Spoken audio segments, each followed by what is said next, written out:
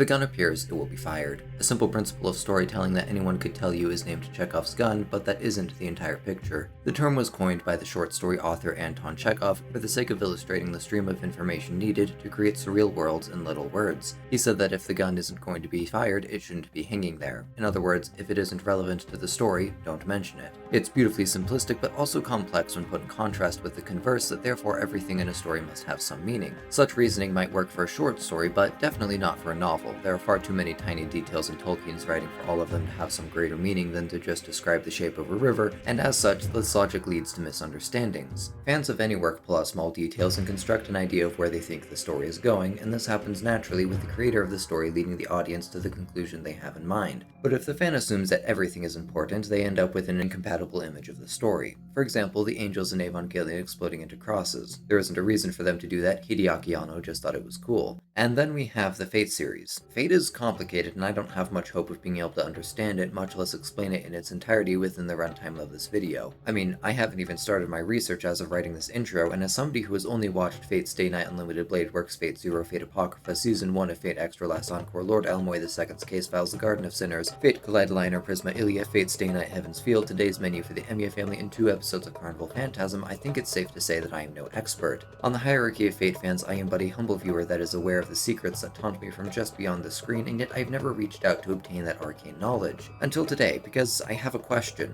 What in the world is this root I keep hearing about, and by extension, how important is it? Welcome to Labra Stories. I've now done a copious amount of research, and I will proceed to deliver that in a condensed manner for your convenience, because today I'm explaining Fate, Chekhov's gun.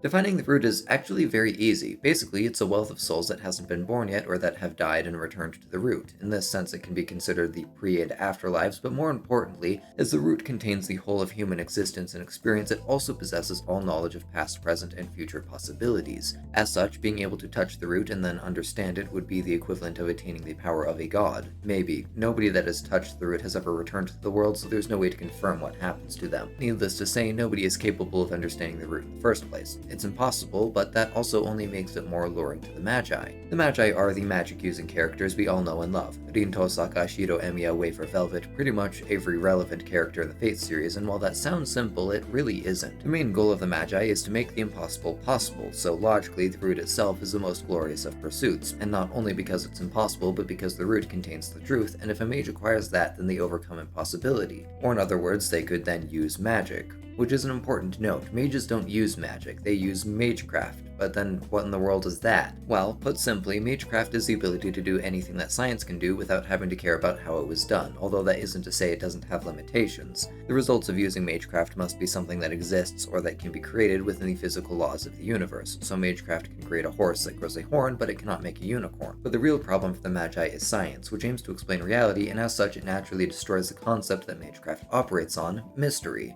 Mystery, as one might expect, is the unknown or unexplainable, but as science explains the universe, the presence of mystery shrinks. For example, in the past a mage could control weather to summon thunderstorms and great winds, but now that science has explained how weather works, that is no longer a mystery, and thus not possible for magecraft to accomplish anymore. Because of this, it's understandable that the Magi don't like science too much, and so they've hidden the existence of magecraft away, although unlike Harry Potter where the wizards are just racist, they actually have a legitimate reason to do so. Now you might be thinking, if magecraft is only capable of things that are possible within the bounds of reality, and that within those bounds it is possible for the truth to be attained, then why can't science reach the root? The reason is that magecraft operates upon the basis of not knowing how something works and achieving the end results regardless. To better illustrate this, imagine a plateau surrounded by a great cliff, and that on the opposite side is another plateau. The cliff has no bottom, and since bridges and airplanes haven't been invented yet, science has no way of explaining how somebody would get to the other plateau. A mage, on the other hand, could cast teleport or fly or something, and therefore reach the other side. Now, let's call the first plateau the world, and the second plateau the root, and then fast forward a few centuries so that science has invented bridges and any other conceivable means to cross the plateau, and yet for some inconceivable reason they are unable to do so. Now nobody can cross the gap because science has explained everything and so magecraft doesn't work. Of course, the only thing stopping science is that that inconceivable reason, the counterforce. The counterforce is composed of two powers, Gaia and Alaya. Gaia is the will of the earth itself to protect and prosper the life that lives on it. Alaya, in a similar fashion, is the will of humanity to survive. However, Alaya is entirely uncontrollable by humans despite it being made up of their accumulated will and unconscious desires. When the counterforce recognizes a threat, it dispatches the bare minimum resources needed to deal with the problem. What those resources are isn't important, you just need to understand that it stops humans from going extinct, and that among the list of things that might cause that is humans reaching the root. Not to say that doing that directly causes the extinction of humanity, but that it might prove extremely disastrous, and so the counterforce works to prevent it as a precaution. Because of this, the Magi live in fear of Alaya, because if they draw too close to attaining their goal, they run a high risk of being eliminated. However, that's not to say that the counterforce is omnipotent. Like a group of 20 bouncers in front of a club, they're going to stop pretty much everyone from entering, and so having a back door will make breaking in much easier. Likewise, since creating a path to the root is hard, most Magi like to use the pro-gamer moves of exploiting loopholes and shortcuts that the system didn't account for, the most famous example being the Holy Grail War. As you may recall, the root is where souls reside while not in the world, and this includes heroic spirits, so logically, if they can be summoned, you can reach the root by following them when they return. Or at least that's how it works in theory, but the point is that by using a shortcut, a mage could reach the root before the counterforce is able to stop them. Of course, that isn't the only solution. Most Magi instead believe that a path to the root will be opened if they attain the ultimate form of their craft. As such, they dedicate their lives to improving it and passing it down to the next generation so that they can carry on the torch. But that's just a lore detail, and I still haven't answered the question. Other than being an elaborate explanation for why King Arthur is in modern-day Japan, how does the root affect the Fate series? As an attempt to answer this, I rewatched Fate's Day Night Unlimited Blade Works with this knowledge in mind. Not to make any statements on watch order, but this installment of the series seemed most appropriate for my purposes. Emiya is a natural Watson archetype unaware of the workings of mage society, allowing for him to be introduced to information at the same rate as the audience. But unfortunately, there was never a point where the root was mentioned, which is odd. It seems like an anomaly. I mean, I went into this video knowing that I wanted to discuss the root specifically, and yet as I progress in my research, I come to the realization that I'd heard about the root exactly one time. And it wasn't even a Fate series, it was the Garden of Sinners, but somehow this concept planted itself in my mind to such a point that years later I decided it was the most important thing I could talk about.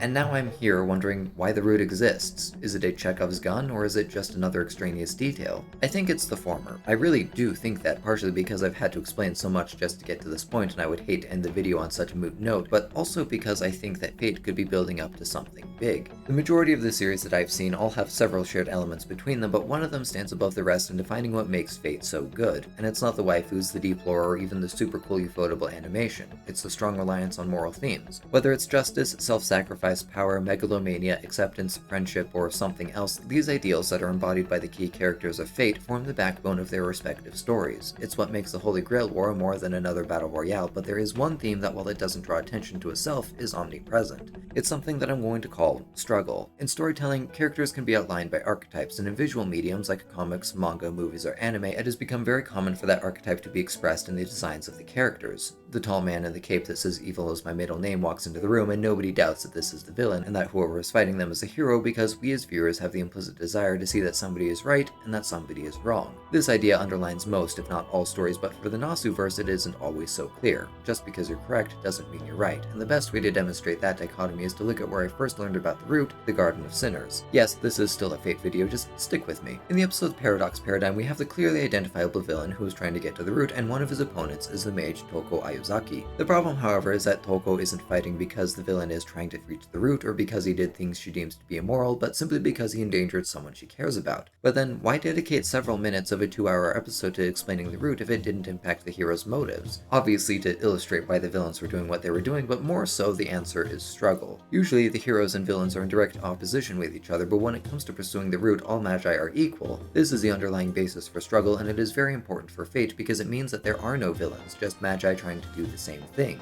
That is a very interesting aspect of mage society, but it still doesn't explain why the root exists. The magi have competition over trying to reach the peak of their craft over generations, and that alone could be used to illustrate struggle, and yet the root exists. So why? As far as I can tell, the only justification for the root to exist in such a prominent form is as foreshadowing of future events where the root takes center stage because it's the culmination of everything, both lore and struggle. It gives struggle a tangible form, and that means that it can be interacted with, thus giving Fate the ability to play around with the questions that are raised by the concept of struggle. Why do we seek after power? What do we do with that power? Are there wrong ways to seek that power? What is the truth of the world? Why is it important to discover that? Would it let you fix something? But then what needs to be fixed? And above all all of these, can fate be changed? Not to say that these questions haven't been addressed in some way already, but that last question is important because of how timelines operate. Fate has a lot of timelines, and while their relationship to each other is complicated, the rules by which they operate can be explained with three simple rules: propagation, culling, and locking. Propagation is the idea that humans making choices generate different timelines. Culling is the means by which these timelines are eliminated so that the root doesn't get overloaded with information, and locking is a byproduct of culling that sets history in stone by making the timeline revert to whatever state it was when the culling occurred, because time travel shenanigans. But besides that, the rules that determine if a timeline needs to be culled are important and go as follows. 1. If its future has become deterministic, or in other words, that choices no longer have any meaning. 2. By proxy, if its past can no longer be changed. 3. If it becomes incapable of degradation or growth, thus leading to unavoidable end or infinite paradise. And 4. That the timeline is incapable of completing the operation of the current era within the next century. In other words, the choices of humans within the timeline must be able to affect the world for good or bad, and to a large enough degree that some goal can be accomplished. Whatever that goal might be is unknown, but it's not a stretch by any means to say that the ultimate goal is no secret. In fact, it's spelled out as clear as day. Long ago, gods walked the earth, and this time was known as the Age of Gods, but with their decline, history moved on to the Age of Man, which exists in order to seek the truth. Therefore, the Age of Man will end when the truth is discovered, something that will inevitably happen as repeated cullings progress humanity towards that end. When fate reaches that point, the root and struggle will be brought to the forefront, and it then becomes fate, Chekhov's gun.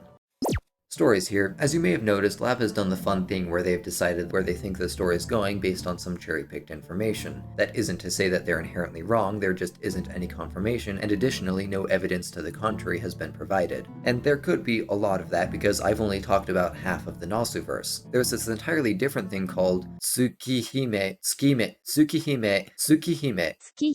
There's this entirely different thing called Tsukihime where vampires and other crazy stuff is going on, but other than that, I either don't know anything or I don't feel like it's necessary to explain concepts like the other side of the world and true ancestors. All that said, I do think Lab is on the right track. At the end of the day, fate knows that it's a story and it takes full advantage of that. The root might be a red herring, but if it is, that's not detrimental to fate itself because it still has the compelling themes, amazing visuals, and likable characters, but it also doesn't take itself too seriously. Just make every notable historical figure female, because why not? Thanks for watching. Now go and get a slice of your own life.